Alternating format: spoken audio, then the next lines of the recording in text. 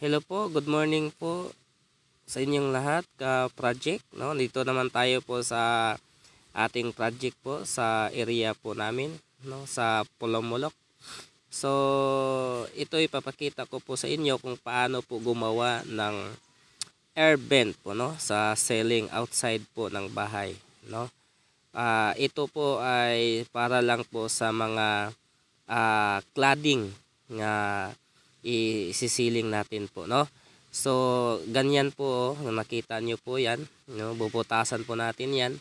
So ginagamit ko dyan is 1/2 drill bit po yan, no. So sa Mindanao po, no, sa bawat butas po niyan is 5 pesos po yan, no? Taga butas po yan sa Mandawi Road. So ako na lang po yung nagbubutas kasi po para makasave po yung may-ari. Kasi ang dami po yung binubutasan ko, no? Yung 5 pesos. So sa bawat 2 inches lang po yan, no? Ang gap niya ng butas na yan, 2 inches.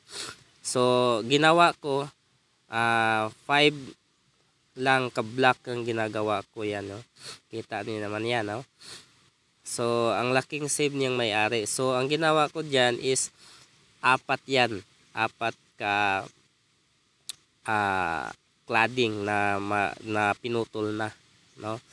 So sa mga baguhan diyan, no, dapat ganito ang gawin nyo para makasave yung may-ari. So sa ganitong content po, kung nakatulong po ito sa inyo, please like and share po para makatulong po tayo sa mga taong gustong matuto po sa ganito pong mga trabaho po.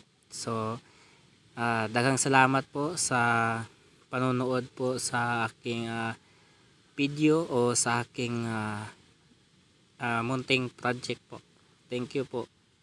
God bless.